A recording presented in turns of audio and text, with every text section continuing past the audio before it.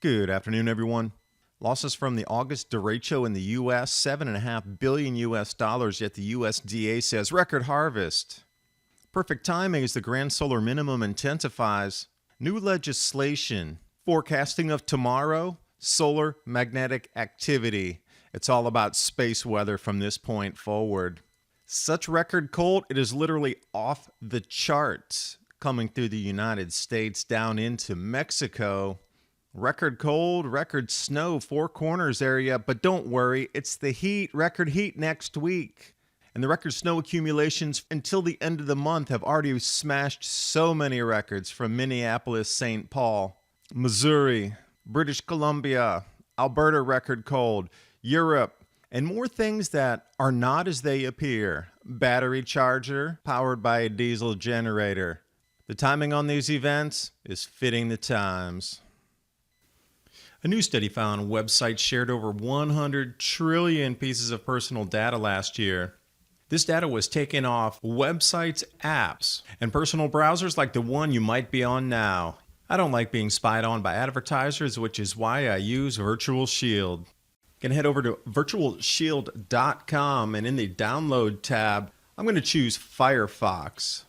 And click Install Now to add the Virtual Shield add-on. It's just that easy. And get started with your free 30-day trial. Install it, click Connect. You'll see the shield turn from red to green. And you'll see how from my initial service provider, I was able to even change my IP. Virtual Shield Network protected.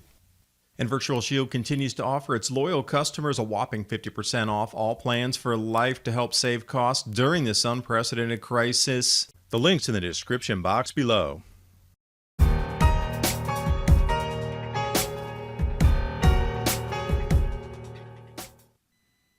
Beginning here with what I consider the most important story of the year.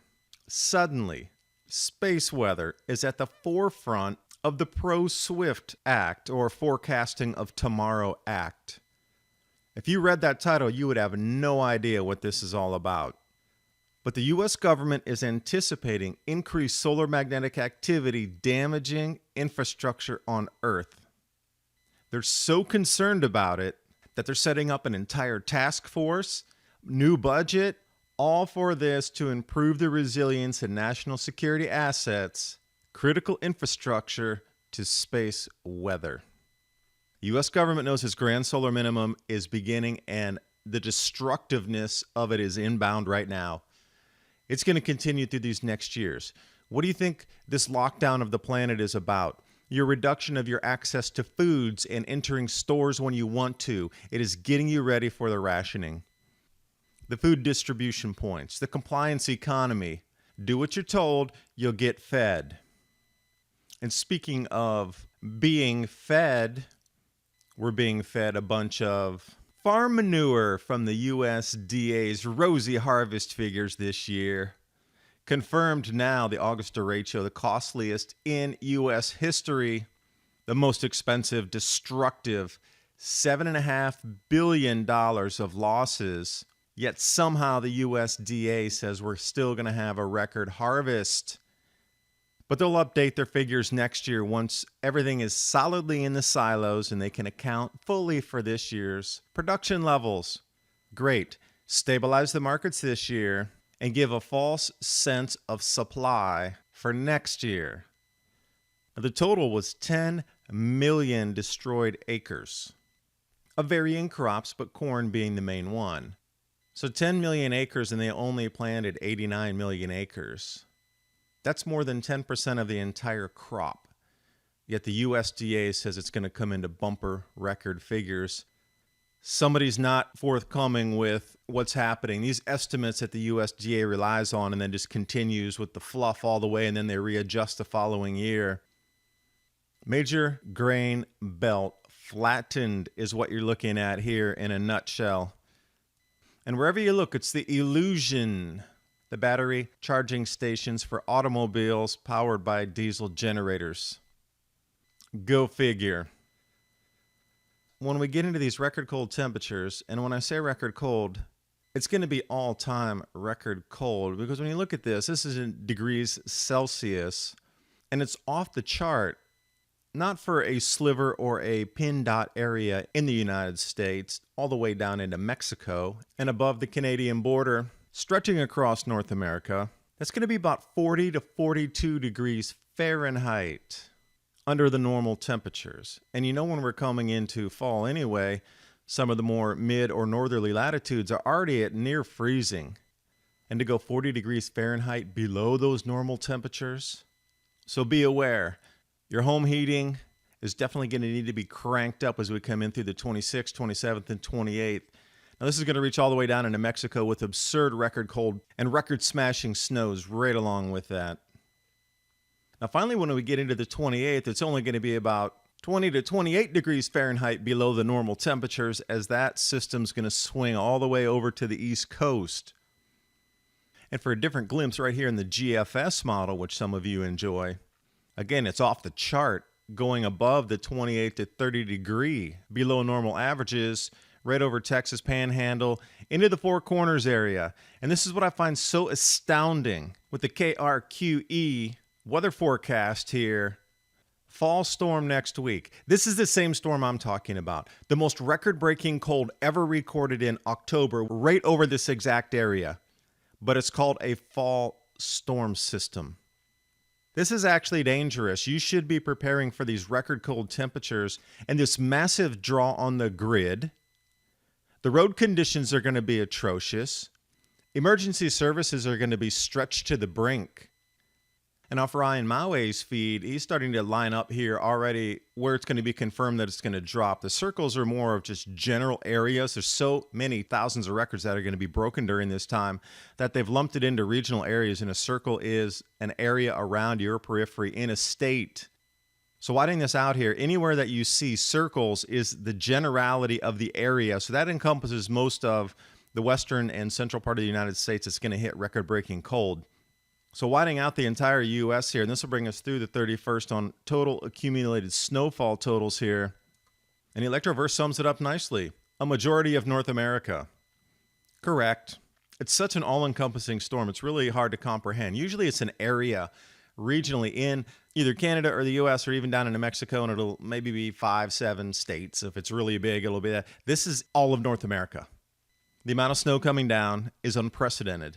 And when we look forward into Denver, the low's coming up on October 26th, 7 degrees Fahrenheit for the low in October. Now, Montana just had 0 degree Fahrenheit. And I'm looking at some of the more mountain areas, and they're looking at around 23 degrees Fahrenheit below zero in Colorado in October. So kind of a recap what's been happening since the 19th, and this is going to continue all the way through the end of the month. You're just not seeing it in the more corporate media. Too inconvenient to talk about.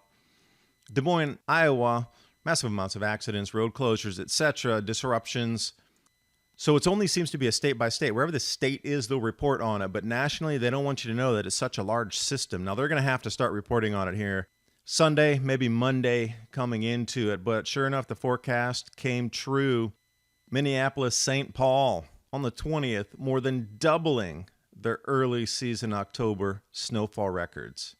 And I thought, all right, let's go to the National Weather Service Twin Cities and see how much snow came down, 7.4 inches. And we look back on October 20th, 3 inches in 1916, which breaks through that entirely. And it's very possible this 1991 record for the snowiest day ever in October will be broken again. 2020 has a lot of surprises this year. And when the Washington Post actually picks up and says record snow blankets the northern U.S. with more on the way, but in the same days, Eau Claire up in Wisconsin also had the biggest snowstorm on record. And you start looking through, and there's hundreds and hundreds and hundreds of these. It's just some examples. I could go for 45 minutes on every single record that's been broken so far. The earliest 4-inch snows, clear back to 1905 on this, October 29th or 9 days earlier this year. Oklahoma City, earliest measured snow ever since 1913. Glasgow up in Minnesota, new daily record. 6 inches is the new daily record. The old record in 1966 was 1.6 inches. That's over a 3x increase. And these are the types of events you would expect when the jet streams and the cloud cells are moving into different places. Grand solar minimum effect right in front of you here. This was predicted that this is going to happen right in the harvest season. Now, you're telling me that all this snow and record cold is going to allow the farmers to get in to complete their harvests on time. There's going to be an enormous amount of stranded grain sitting in the fields because once it dumps this much snow, unless it melts off, it's stuck for the winter. And the same thing, if the winter's starting this early and it's going to be this cold, the soil's going to be that much colder and going to take much longer to warm up for the planting in the spring. So now our growth seasons have shrunken. And this is where you start to see why all the food prices are rising.